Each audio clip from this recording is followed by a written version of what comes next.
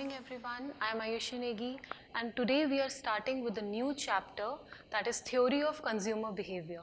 Though it's a new chapter, but this doesn't mean that it is not related to the previous one. I am covering all your microeconomic topics, everything that is related to microeconomics, all the topics we are going to cover it, but it is important for you all to understand they all are linked, they all are related to each other. So if you haven't understood what is demand and what is law of demand, this chapter can create a little bit problem. So ये एक तरीके से series चल रही है, एक तरीके से लिंक चल रहा है. जो आपका लास्ट चैप्टर है वो ही आपके इस चैप्टर में this will help you out. So वो कॉन्सेप्ट को समझना इज़ वेरी इंपॉर्टेंट.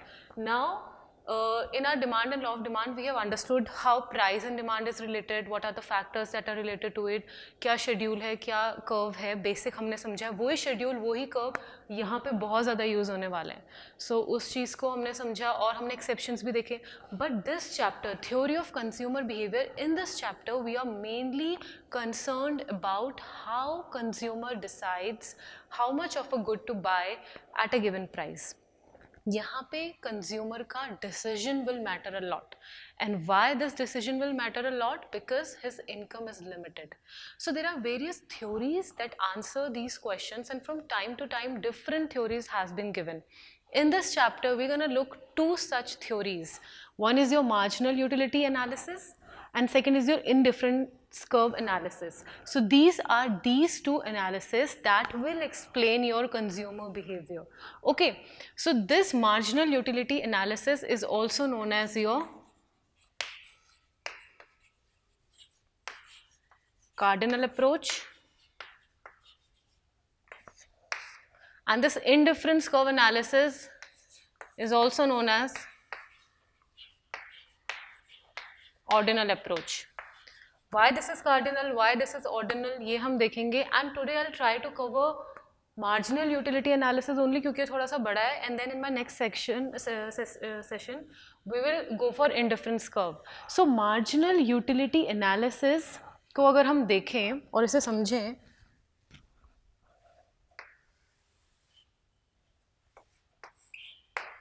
सो कोई भी थ्योरी, कोई भी लॉ, मैंने आपको बताया, अगर हम इसे समझना है तो हमको उसके कुछ एजम्पशंस भी समझने होंगे जो इस थ्योरी में या इस एनालिसिस में दिए गए हैं. सो इस मार्जिनल यूटिलिटी अप्रोच का भी कुछ एजम्पशंस हैं. पहला एजम्पशन है that consumer is rational. We consumers, we are rational. Rational means we thought and then we act. हम कोई भी चीज़ जो करते हैं हम उसे बहुत ही वाइजली सोचते समझते, and we always try to do with our full capacity, और उसे हम फुली यूटिलाइज करें. हम उसे फुली यूटिलाइज क्यों करना चाह रहे हैं? ताकि हमें एक ऑप्टिमम पॉइंट मिले. Optimum means most favourable point. Most favourable point में हम रीच आउट करना चाहते हैं in order to get full satisfaction. So that is why we consumers, we are rational. This is assumption of this, one of the assumptions of this analysis. Second assumption is that utility is measurable. This is measurable in money terms. Okay, so this theory, it says that its second assumption is utility is measurable in money terms. But अगर आप utility को generally समझो तो हमने क्या समझा था? That it is satisfaction.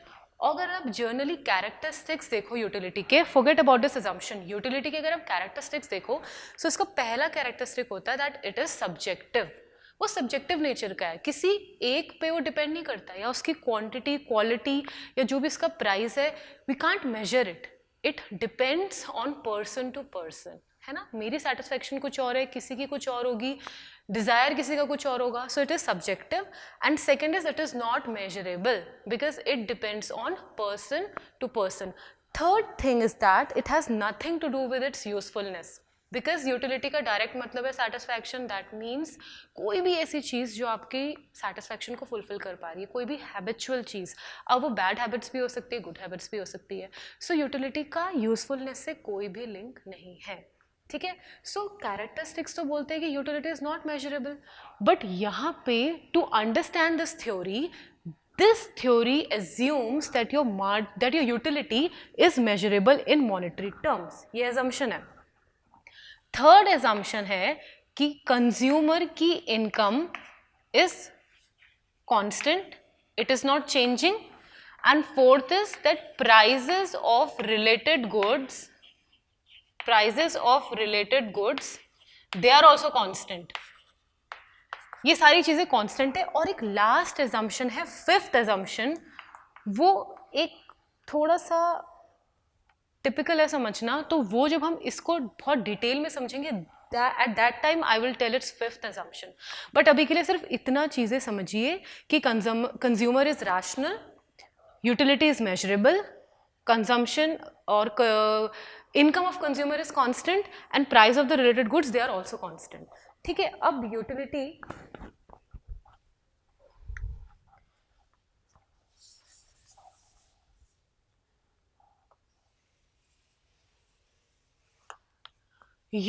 में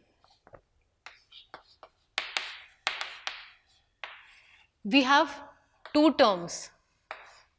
First is your total utility and second is your marginal utility. Okay, TU and MU. So previous lecture में मैंने आपको सिर्फ यूटिलिटी के बारे में बताया. अब जैसे जैसे चैप्टर्स बढ़ेंगे कॉन्सेप्ट्स वही रहेंगे, लेकिन उनमें डिटेलिंग स्टार्ट हो जाएगी और उनके साथ कुछ और चीज़ें ऐड ऑन भी होनी स्टार्ट हो जाएगी. हमने पहले सिर्फ यूटिलिटी के बारे में पता था, अब इस टाइम पे हम डिफ्रेंशिएट कर रहे हैं total utility and marginal utility को. What is total utility? Generally अगर इसकी डेफिनेशन देखें तो total utility is total satisfaction that we get from the consumption of a commodity. What is marginal utility? Marginal utility is the extra satisfaction or the additional utility that you derive from the additional consumption of a good. यही हम चीज़ें समझे थे. अब इसको हम graph या tabular form में भी समझेंगे. ठीक है. सपोज हम यहाँ पे टेबल बना देते हैं, यूटिलिटी ऑफ चॉकलेट. ठीक है. इसका हम एक शेड्यूल बनाने की कोशिश कर रहे हैं. अगर हम देखते हैं यहाँ पे हम लिख लेते हैं यूनिट्स ऑफ चॉकलेट. ठीक है. Here we are taking total utility and here we are taking marginal utility. Suppose when you have consumed nothing, consumption है nothing, तो यूटिलिटी भी आपको टोटल क्या मिलेगी? ज़ीरो. जब यूटिलिटी ही ज़ीरो, आपने कुछ कंज्यूम ही नहीं करा है, कुछ ऐड ऑन ही, कुछ अभी स्टार्टिंग में कंजम्पशन ही नहीं है किसी चीज़ का, सो मार्जिनल यूटिलिटी क्या हो गई? अनडिफाइंड. अब सपोज आपने एक चॉकलेट कंज्यूम करी, उसका टोटल यूटिलिटी लेट्स से आपको 8 मिला. ठीक है. अभी मार्जिनल यूटिलिटी पे मैं लास्ट में जाऊंगी, पहले टोटल यूटिलिटी देख लो. फिर आपने सेकंड करा, सो यू गेट 15, ये यूटिल्स में. ठीक है. नाउ अगर आपने थर्ड यूनिट ऑफ चॉकलेट करा, आपको लेट्स से 20 मिला.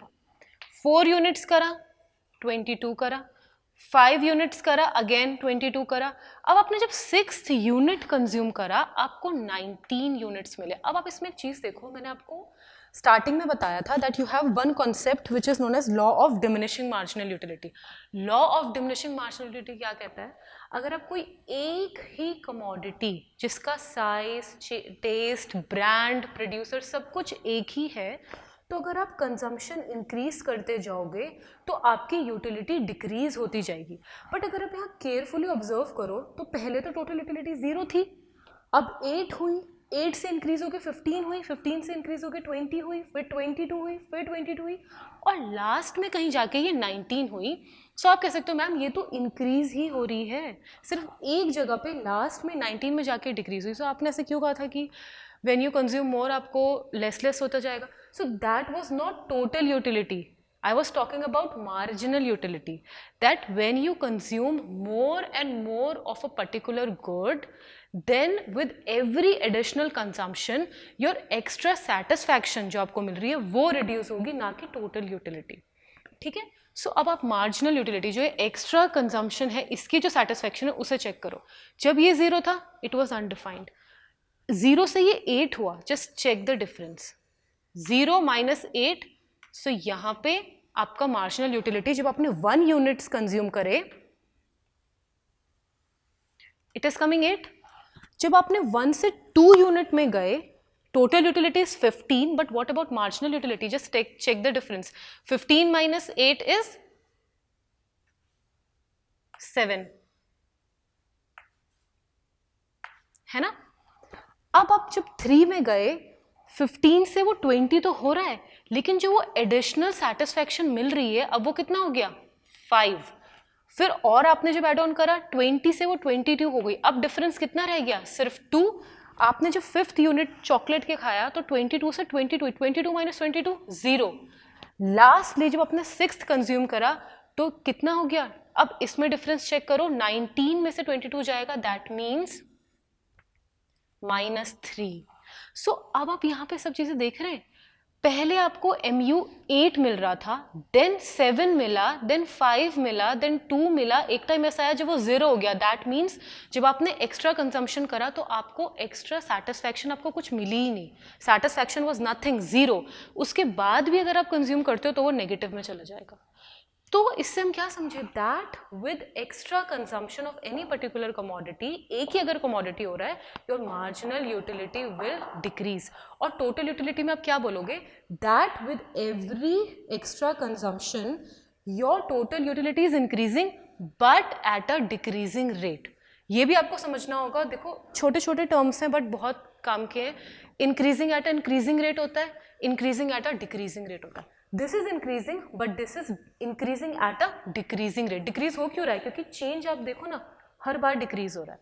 सो इसी को अगर हम ग्राफ में समझें, ग्राफ के लिए ये आप प्लीज नोट कर लेना,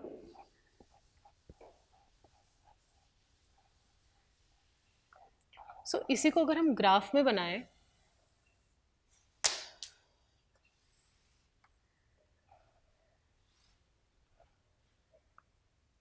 इस साइड आप यूनिट्स ले लीजिए, units of commodity,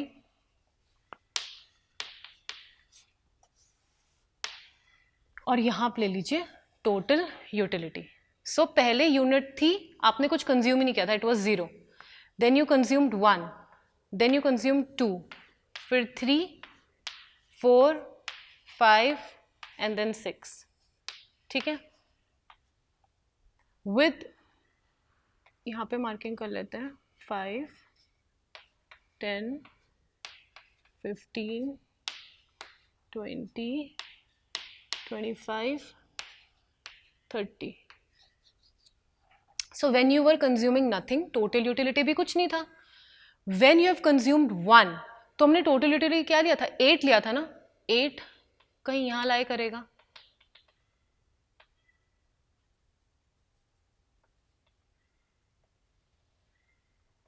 one unit पे 8 टोटल यूटिलिटी थी। जब आपने सेकेंड यूनिट कंज्यूम करा then your total utility has increase to 15। So second पे टोटल यूटिलिटी आपकी 15 थी, है ना। थर्ड यूनिट आपने कंज्यूम करा, देन आपकी टोटल यूटिलिटी 20 हो गई थी। फोर्थ यूनिट जब आपने कंज्यूम करा सो इट वाज 22, एंड जब आपने फिफ्थ कंज्यूम करा देन ऑल्सो इट वाज 22। जब आपने सिक्स्थ कंज्यूम करा इट ड्रॉप टू 19। 19 आपका कहीं यहां लाया करेगा, है ना। अब आप इन डॉट्स, यहां पे डॉट्स बनाओ,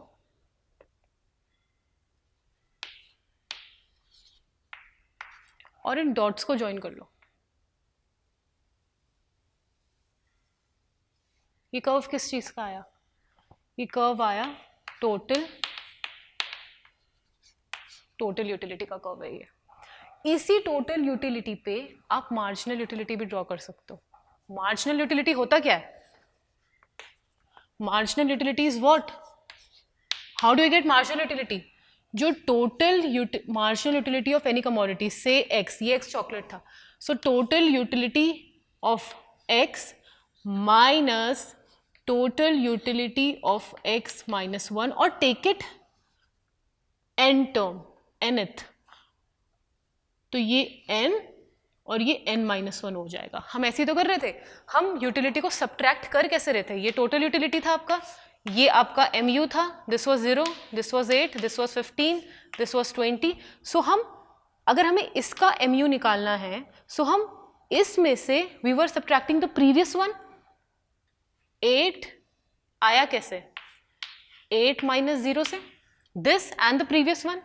15 का मार्जिनल यूटिलिटी कैसे आएगा, 15 minus 8, you are subtracting this with the previous one, so ये 7 आया। सो इसीलिए mu आपका फाइंड आउट कैसे होता है, tu जो है एंड माइनस उसका प्रीवियस क्वांटिटी, है ना। लेकिन आपको पता है मार्जिनल यूटिलिटी एक और तरीके से निकल सकता है। This marginal utility is what, as I have told you, this is addition to the total utility. आप यहाँ देखो,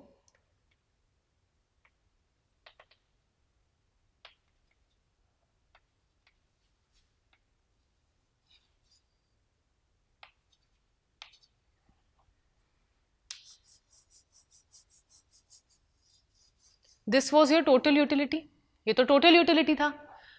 तो इस टाइम पे mu तो हम कुछ बोल ही नहीं सकते ना, क्योंकि mu तो उस समय पे नहीं, जिस टाइम पे टोटल यूटिलिटी ये था उस टाइम पे आपको मार्जिनल यूटिलिटी ये था। अब आपने जब मार्जिनल यूटिलिटी क्या होता है, एक्स्ट्रा जो आपने टोटल यूटिलिटी पे ऐड ऑन करा, this was your total utility, इस पे आपने ऐड ऑन कर दिया इतना, दिस मच अमाउंट, इतना आपने यूनिट्स ऐड ऑन कर दिए, है ना। इतनी यूनिट्स जब आपने इसमें ऐड ऑन करी तभी तो आपको ये पूरी टोटल यूटिलिटी मिली। सो ये है क्या, ये एक्चुअल में है क्या, दिस इज योर mu। अब इस टोटल यूटिलिटी पे आपने जब इतना पार्ट ऐड ऑन करा, then only you get this much. So ये पार्ट क्या है, इसका मतलब mu, यहाँ पे mu इज 0, क्योंकि दोनों ही 2020 थे तो कोई चेंज ऐड ऑन हुआ ही नहीं, इसलिए यहाँ पे कोई स्लोप बना ही नहीं। यहाँ पे फिर this is also your mu। अब आप बोलोगे मैं तो डिक्रीज हो रहा है, तो mu हमारा लास्ट में डिक्रीज हुआ था ना, -3 हुआ था ना, यही हम यहाँ चेकआउट करेंगे। सो ये सारी चीजें क्या है, what all these are, these all are your mu। this means that mu is also a slope, slope of किसका, slope of total utility। so mu या तो आप इस तरीके से कैलकुलेट करो या आप इस तरीके से कैलकुलेट करो, slope of total utility. Slope आप निकालते कैसे, slope means that you are showing change, change किसका, change of total utility with respect to change in units. जो भी टोटल यूटिलिटी में चेंज हो रहा है divided by change in its units. जैसे यहां पे यूनिट थी 1 2 3 4 5, है ना, यहां पे था 0 8 15 20। सो आप पहले इसका चेंज निकालो, 8 minus 0, 8 is coming, divide by इसका चेंज निकालो, 1 माइनस 0 1, दोनों को डिवाइड कर दो, कितना आ गया 8। सो 0 0 का तो अनडिफाइंड है ही, इस वाले केस में 8 इज कमिंग। अब सेकंड में देखो 15 minus 8 7 divided by 2 minus 1 1, 7 is coming, same चीजें आ रही है। That means marginal utility can be calculated either with this और विद दिस फॉर्मूला, ये वाला, ये स्लोप है जो हमने यहाँ ग्राफ में भी दिखाया आपको, है ना, स्लोप ही तो है।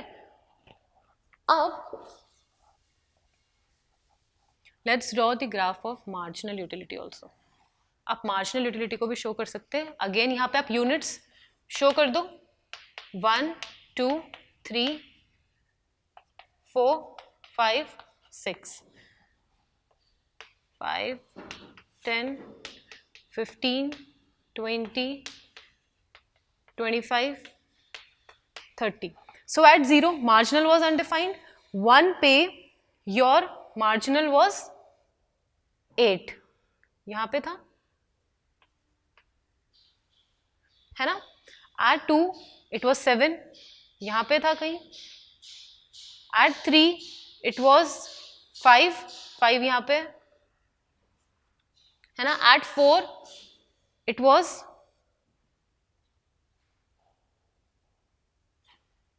दिस एंड एक टाइम ऐसा आया दैट इट वाज 0 और एक में इट वाज -3. सो -3 यहाँ पे है, -3 यहाँ पे है, 6th पे -3. अब आप इसे ज्वाइन कर लो.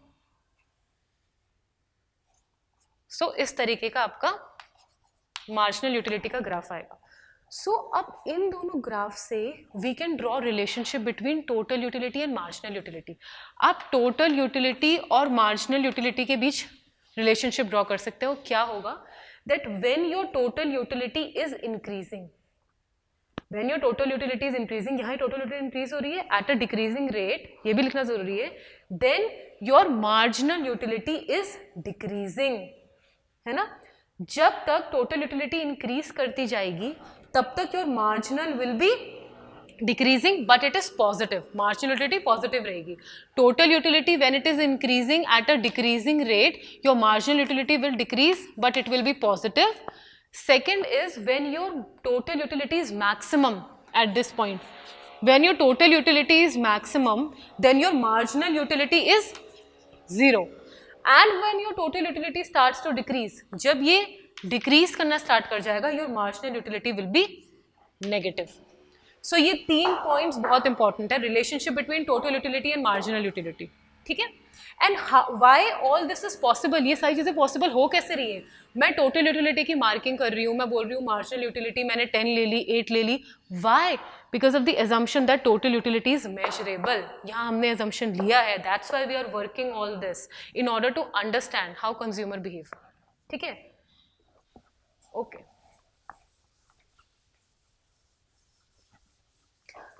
Now I have told you one condition in my previous class that consumer will maximize his satisfaction with one condition. वो एक condition मैंने क्या बताई थी आपको, that your MUX is equal to PX. ये कंडीशन मैंने आपको बताई थी. जब कभी भी marginal utility of X is equal to the price of the commodity होगा then it will be your maximum condition. अब ऐसा क्यों होता है, अगेन इस चीज़ को हम समझेंगे. इस चीज़ को भी हम टैबुलर फॉर्म से समझेंगे और ग्राफिकल फॉर्म से समझेंगे. Suppose for example you want to purchase a shirt, जिस शर्ट का प्राइस है सपोज 600. ठीक है. अब आपको ये चेक करना है कि मैं कितने में स्टॉप हो जाऊँ, मैं कितनी शर्ट्स कंज्यूम करूँ या कितनी शर्ट्स परचेज करूँ कि मेरे को मैक्सिमम सेटिस्फैक्शन मिल जाए और मेरे बजट में भी रहे. प्राइस है शर्ट का 600. अगेन हम इसको टैबुलर फॉर्म में शो कर देते हैं. यहाँ हम ले लेते हैं यूनिट्स ऑफ शर्ट और यहाँ पे हम ले लेंगे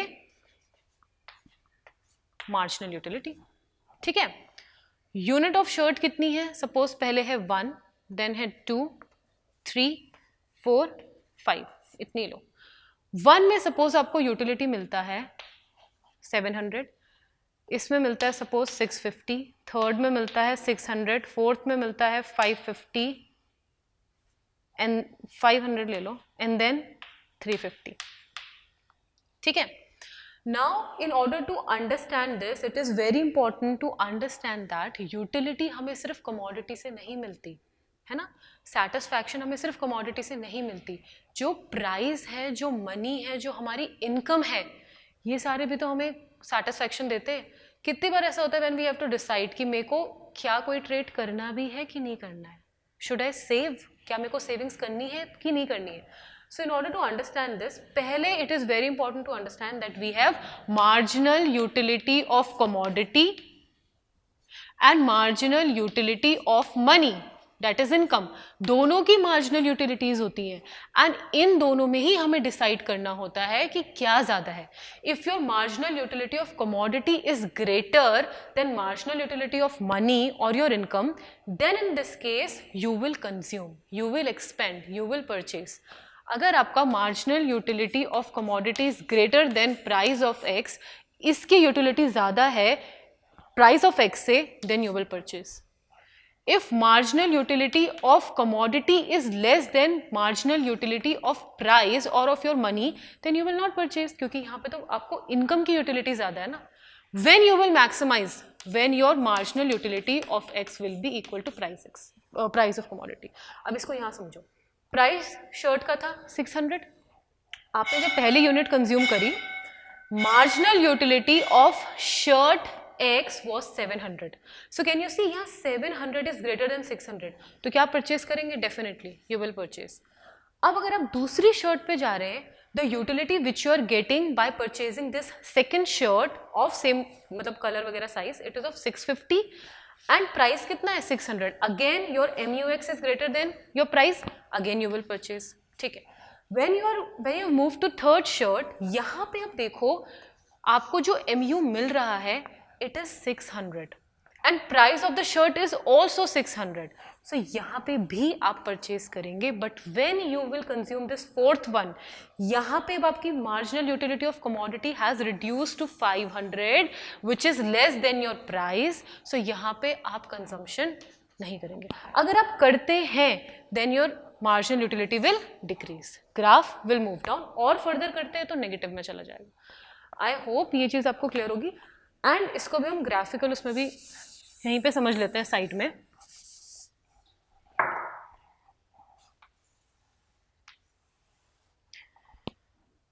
दिस इज मार्जिनल यूटिलिटी, और you can say price, marginal और प्राइस दोनों ले लो. And this is units of shirt. ठीक है. 1 2 3 4 5.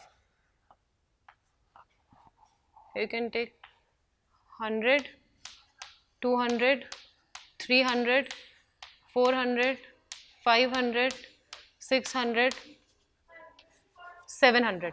So when you have consumed first unit, the marginal utility was at this 700. Second unit पे it dropped to 650. Then third पे 600, fourth पे 500 and fifth पे 350.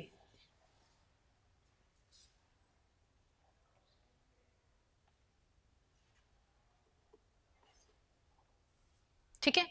And price of the commodity was 6. ये 600 है ना, तो ये तो प्राइस है. ठीक है. अगर अब आप इसको डॉट्स को ज्वाइन कर लो,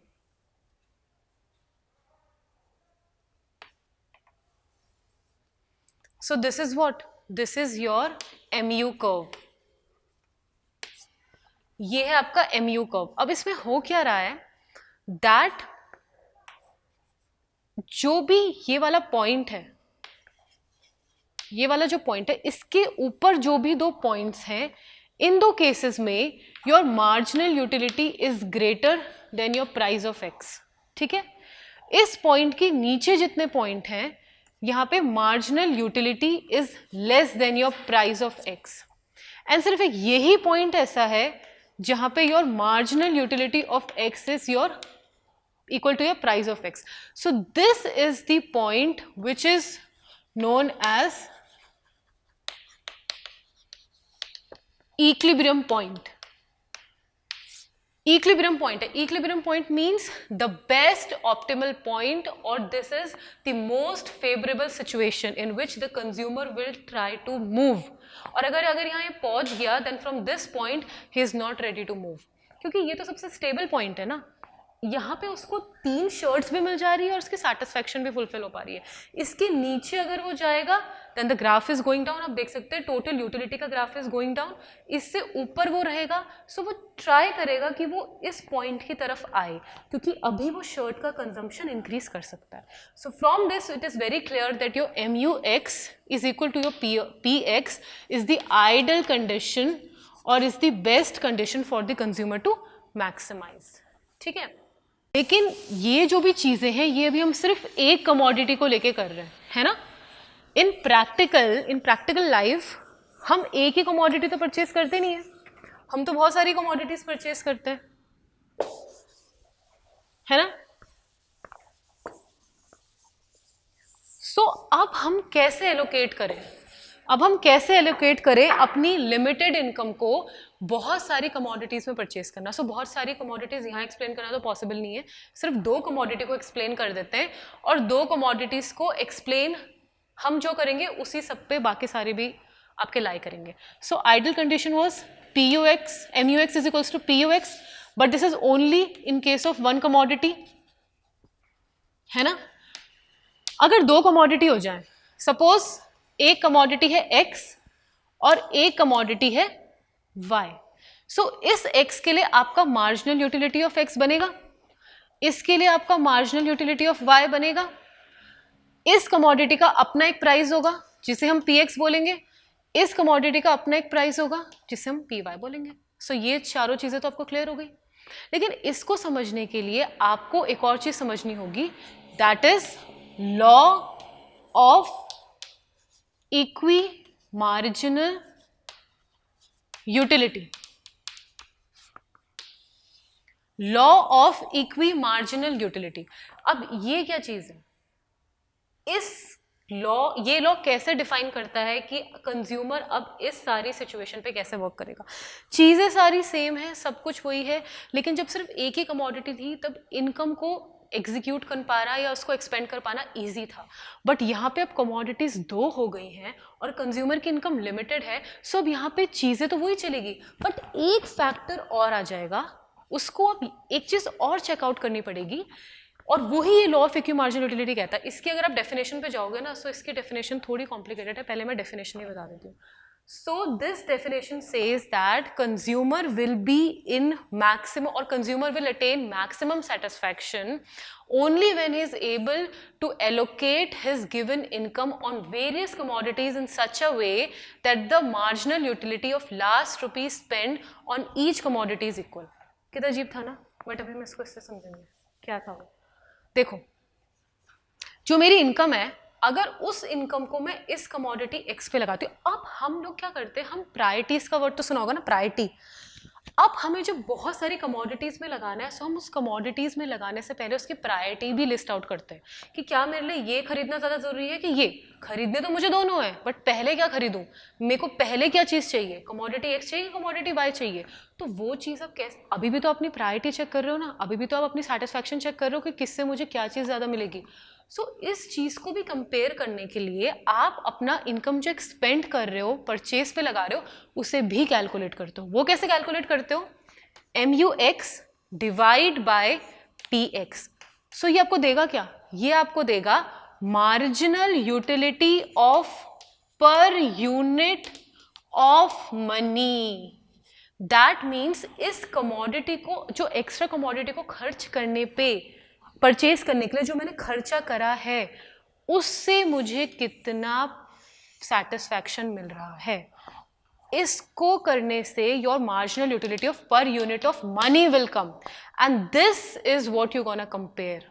यही आप दोनों का कंपेयर करेंगे, MUX upon PX, and you will compare MUY upon PY. अब सपोज कीजिए MUX आपको इस कमोडिटी से मिलती है 20, एंड इसका प्राइस है कमोडिटी का 4 रुपीज. सो इसकी वर्थ कैसे निकलेगी?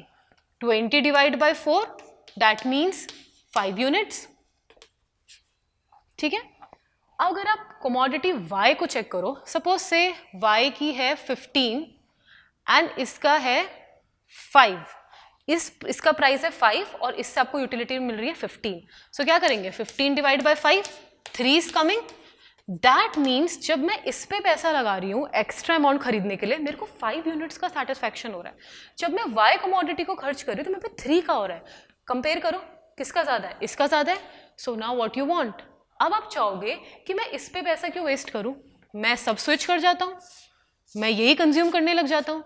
लेकिन अब देखो, अगर अब सारे कॉन्सेप्ट्स याद करो, अगर आप Y से X पे स्विच करो, कोई प्रॉब्लम नहीं, कर रहे हो, एक पॉइंट ऐसा आएगा कि आप X पे इतना स्विच कर जाओगे कि Y की क्वांटिटी क्या हो जाएगी, कम हो जाएगी, और X की क्वांटिटी बहुत ज़्यादा हो जाएगी.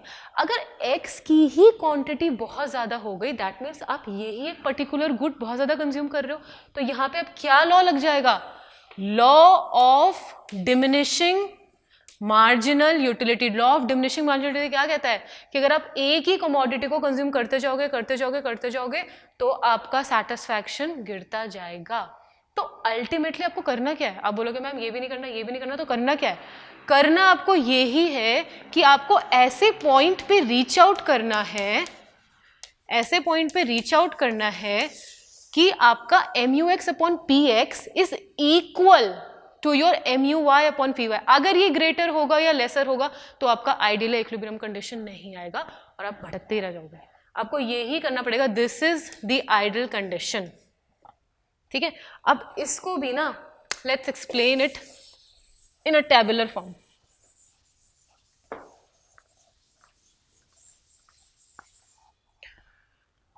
टेबुलर फॉर्म से समझ आएगा।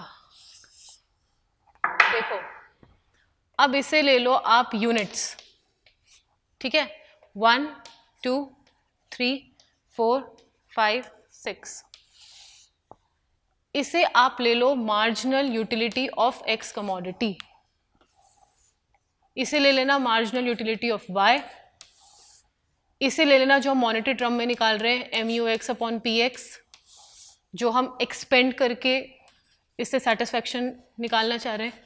ठीक है, अब सपोज करो कि प्राइस है कमोडिटी एक्स का हमने कितना लिया था, 5 ही रहने दो, और प्राइस ऑफ वाई कितना लिया था हमने, 3 लिया, क्या लिया था हमने, what we have taken, sorry इसे हमने लिया था, चलो इसे छोड़ो यार, इसे 5 ले लो, इसे 10 ले लो, लेट्स चेंज इट। ठीक है, प्राइस ऑफ कमोडिटी एक्स हमने 5 ले लिया, प्राइस ऑफ कमोडिटी वाई हमने 10 ले लिया। ठीक है, रुपीज में ये। अब ये जो हम सेट कर रहे हैं ना MUX और MUY, ये हम अपने मन से कर रहे हैं। अब आप इसका जो ड्रॉबैक है ना इस थ्योरी का, वो हम लास्ट में समझेंगे, पहले आप सिर्फ इसे समझ लो।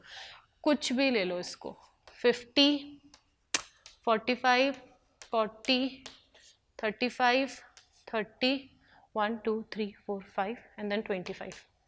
इसको कुछ भी ले लो, 80 70 60 50 40 30 1 2 3 4 5। ठीक है, ये मैंने बताया था कैसे निकलेगा, 50 डिवाइड बाय उसका प्राइस कितना आ गया 10, 45 है ये 9, this is 8, this is 7, this is 6 and this is 5। Divide ही कर रही हूँ मैं। ठीक है, ये 8 और 10 को करा, 8 हो गया, 7 हो गया, 6 हो गया, 5 हो गया, 4 हो गया, 3 हो गया। ठीक है, अब ये तो हमने चार्ट ड्रॉ कर लिया। अब हम इसको थोड़ा रिलेट करने की कोशिश करते हैं। सपोज आपके पास है 40 रुपीज़, ठीक है, अब इस 40 रुपये में आपको ये दोनों कमोडिटीज़ खरीदनी है और आपको सेटिस्फाई भी होना है फुल सेटिस्फैक्शन लेवल पे। तो कैसे करोगे इस 40 रुपीज़ को, कैसे आप बेस्ट एलोकेट करोगे? सो कंडीशन जो दी है हम वो ही लगाएंगे। ये कंडीशन बताई थी, अब इसे सर्च आउट करो। अब हमें इनसे कोई मतलब नहीं होना चाहिए, सिर्फ इन दो कॉलम्स को चेकआउट करो। MUX अपॉन PX इक्वल होना चाहिए। देखो इक्वल ले लो, कहाँ कहाँ है, 1 8 ये दिख रहा है और 1 8 ये दिख रहा है ना, ये दोनों इक्वल है। MUX upon PX should be equal to MUY upon PY Y. So ये 8 है, ये 8 है, एक ये 7 है, एक ये 7 है, ये एक 6 है, ये 6 है, and then we have 5 and we have 5। तो कितने केसेस बन गए? ये तो 4 केसेस बन गए मैम, 1 2 3 4। अब हम इसमें से ऑप्टिमम कैसे निकालें? सो पहले लिख लेते हैं। इसका मतलब है कि अगर मैं 3 units of x plus 3 units of x plus 1 unit of y, एक कंडीशन ये है। सेकंड क्या है? 4 units of x and 2 units of y। 4 units of x and 2 units of y। ठीक है, और क्या है? 5 units of x and 5 units of x and 3 units of y, और lastly we have 6 units of x and 4 units of y। ये 4 cases बने। अब 3 units of x है, ठीक है, तो हम ले लेते हैं 3 यूनिट्स ऑफ x, x का प्राइस था कितना 5 plus 1 unit of y, y का प्राइस था कितना, यही तो होगा। प्राइस 1 यूनिट x का था 5, 1 यूनिट y का था 10। यहाँ पे हम 3 यूनिट्स ऑफ x बोल रहे हैं मतलब 3 इंटू 5 करेंगे। यहाँ हम 1 यूनिट ऑफ y बोल रहे हैं मतलब 1 unit multiply by its own price 10। तो ये दे कितना रहा है 15 प्लस 10 25 रुपीज। ठीक है, सेकंड में आओ 4 units of x plus 2 units of y, तो 20 प्लस 20 40।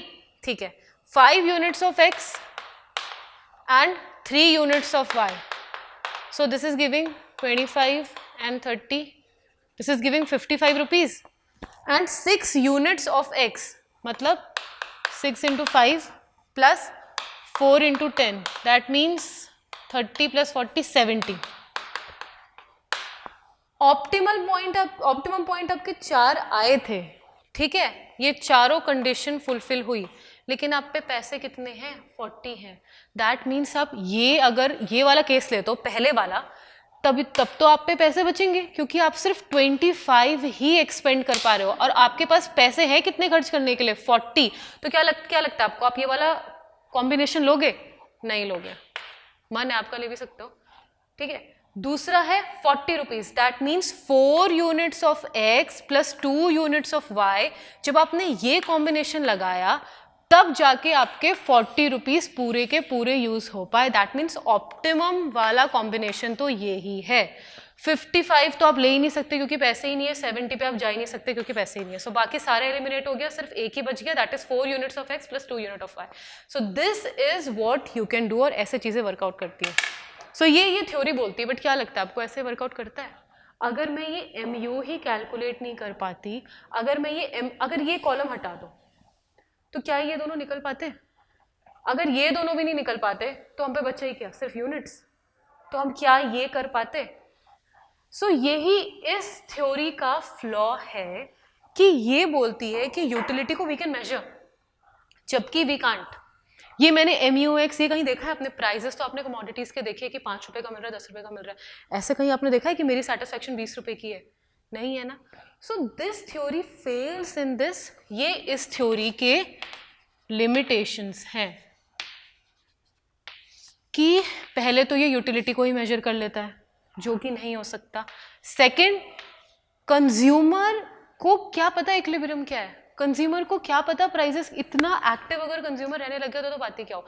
ये तो हम इस सब्जेक्ट को पढ़ रहे हैं, then we can understand, but generally consumers they are ignorant about equilibrium, they are ignorant about all these concepts, so वहाँ पे भी ये फेल कर गया। Thirdly, जो मैंने दो गुड्स कंपेयर करे, commodity X and commodity Y, सो क्या एक्चुअल में कंपैरिजन हो भी सकता है दो गुड्स का? अगर कोई गुड एक्सपेंसिव है और कोई गुड इंडिविजिबल है, अगर आप टीवी और कार को कंपेयर कर सकते हो कि मेरे को कार का डिज़ायर है, मेरे को टीवी का डिज़ायर है, सो हर टाइम पे कंपैरिजन इज नॉट पॉसिबल। सो ये 3 इसके लिमिटेशंस थे because of which this theory is little impractical, और इस थ्योरी को इतना रियलिस्टिक नहीं माना जाता। इसके अलावा जो हमारी दूसरी थ्योरी थी इनडिफरेंस कर्व वाली, this is indifference curve theory, this is more realistic, this is more practical and this is more close to the real world. So ये आपको समझने में ज़्यादा अच्छा लगेगा and this is way more easier than your this cardinal वाला theory. And why I've said that your marginal theory is also known as cardinal. Cardinal क्या होता है? Cardinal means number 1 2 3 4. So cardinal इसीलिए उसका नाम रखा गया है क्योंकि हम उसे measure कर सकते हैं। इनडिफरेंस कर्व बिल्कुल इससे अलग है, इसको कॉन्ट्राडिक्ट करता है और वे बेटर अप्रोच है, इसीलिए इसको हम ऑर्डिनल बोलते हैं। क्यों ऑर्डिनल बोलते हैं वो हम अपनी नेक्स्ट क्लास में समझेंगे। आज के लिए इतना ही। I hope you have enjoyed the video and you have understood this. Thank you.